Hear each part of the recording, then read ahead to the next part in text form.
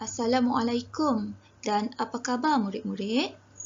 Baiklah, pada minggu ini kita akan belajar sejarah berpandukan buku sejarah tahun 5. Jadi, cikgu berharap kamu dapat menyediakan buku teks sejarah tahun 5 untuk pelajaran hari ini.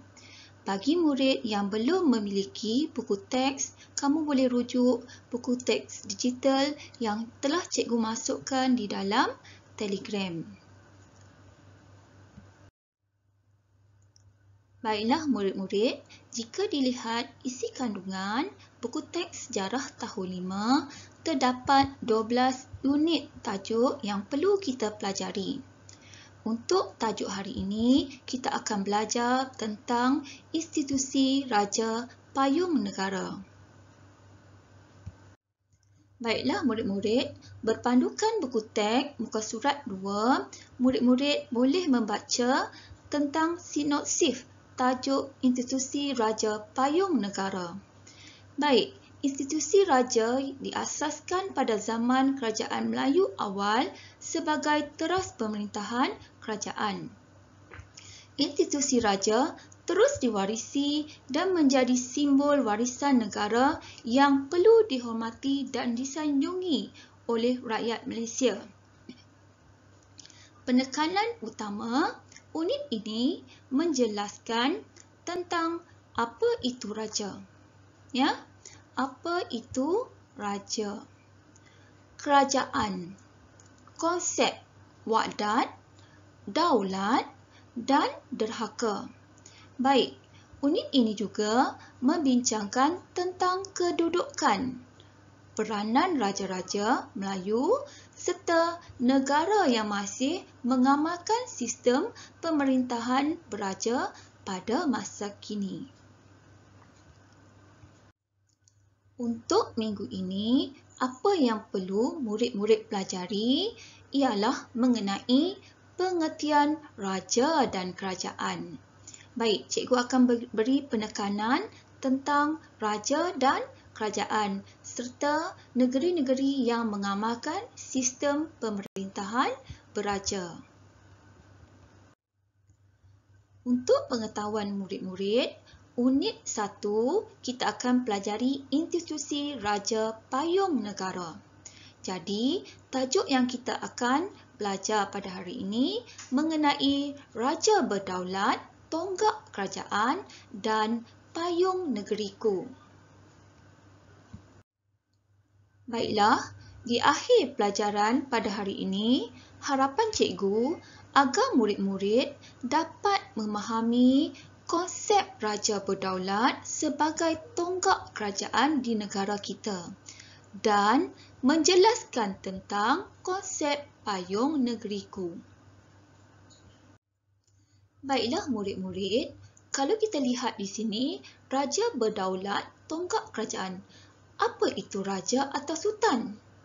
Ya, raja atau sultan merupakan pemerintah tertinggi sesebuah kerajaan berdaulat. Jadi, raja merupakan pemerintah yang paling utama dalam sesebuah negara. Baik, yang kedua, kedudukan raja berada pada susunan hierarki teratas dalam sistem pemerintahan kerajaan Melayu awal.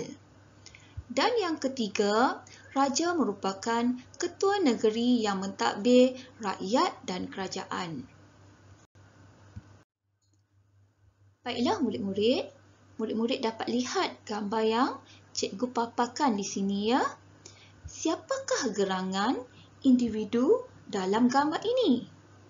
Ya, individu dalam gambar ini merupakan Yang di-Pertuan Agong Negara Malaysia pada masa sekarang, iaitu Sultan Abdullah. Baiklah murid-murid, kita lihat pula pada hierarki sistem pemerintahan sejak zaman kerajaan awal dahulu. Tahukah murid-murid, institusi raja diwarisi sejak zaman kerajaan Melayu awal dahulu lagi. Kedudukan raja terletak pada hierarki yang teratas Ya, yang paling puncak sekali. Dalam sistem pemerintahan kerajaan Melayu awal pada zaman dahulu. Raja atau sultan ialah ketua negeri yang mentadbir rakyat dan kerajaan baginda. Macam Sultan Abdullah sekarang. Baginda mentadbir rakyat dan kerajaan di negara kita. Baiklah murid-murid, apa pula maksud kerajaan? Kerajaan bermaksud negeri atau negara yang ditadbir secara sah. Ya, pentadbiran utama negara kita terletak di mana? Kalau lihat di gambar ini, terletak di Putrajaya. Baiklah, sekarang kita lihat pula apakah peranan raja atau sultan. Ya, apa peranan raja atau sultan kepada rakyat? Yang pertama, sultan mempunyai kedudukan tertinggi dalam kerajaan yang ditadbirnya. Yang kedua, sultan juga mengetuai kerajaan. Yang ketiga, sultan juga menjadi payung kepada rakyat, iaitu raja bertanggungjawab melindungi kepentingan rakyat. Seterusnya, sultan juga memainkan peranan dengan berkuasa ke atas rakyatnya. Sultan atau raja juga menjadi ketua angkatan tentera. Dan yang terakhir sekali, sultan mempunyai kuasa ke atas kerajaan. Ya, kita lihat pula. Ini merupakan peta negara Malaysia. Baiklah murid-murid, terdapat 9 buah negeri yang mengamalkan sistem beraja. Antaranya kalau negeri Perlis disebut dia menggunakan raja, sistem raja. Kalau negeri Kedah, sultan. Kelantan, sultan. Ya, Perak, sultan. Terengganu, sultan. Pahang. Kemudian kita lihat Selangor pun sultan. Johor, sultan. Ya, terdapat 9 buah negeri yang mengamalkan sistem beraja. Manakala Pulau Pinang, kalau kita lihat di sini Pulau Pinang, kemudian Melaka, ya, menggunakan Pulau Pinang, Melaka, Sarawak dan Sabah tidak mempunyai institusi raja. Mereka berada di bawah sistem pentadbiran di bawah yang di-Pertuan Negeri, ya. YDN tu yang di-Pertua Negeri. Manakala wilayah persekutuan Kuala Lumpur, Putrajaya, ini Putrajaya dan Labuan diketuai oleh yang di-Pertuan Agong. Jadi cikgu harap murid-murid dapat memahami ya negeri-negeri mana yang di bawah sistem beraja. Baiklah murid-murid, jadi tugasan murid-murid pada hari ini iaitu 18 hari bulan 2, cikgu akan menyediakan nota. Ya, cikgu akan bagi nota dalam Telegram. Jadi murid-murid boleh salin atau print nota yang diberi. Ya, kalau kamu print, kamu boleh tampal di dalam buku. Ya, kalau yang tak boleh print, salin di dalam buku dan buat hari dan tarikh hari ini.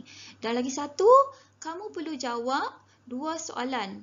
Yang pertama dalam live worksheet dan satu lagi soalan yang kamu akan salin di dalam slide yang cikgu paparkan di sini. Baiklah murid-murid, ini ialah tugasan kamu pada hari ini. Tadi cikgu sebut yang pertama soalan yang perlu kamu jawab secara live worksheet. Itu kamu terus jawab dan kamu PM markah kamu. Dan latihan yang kedua, kamu salin daripada slide yang cikgu paparkan di sini pada hari ini. Contoh ya, kamu buat hari, buat tarikh, kemudian soalan di sini. Garisi jawapan yang betul. Jadi, Contoh soalan nombor 1. Raja atau sultan merupakan pemerintah yang apa? Garis tertinggi atau terendah? Mengikut perbincangan yang telah kita buat tadi.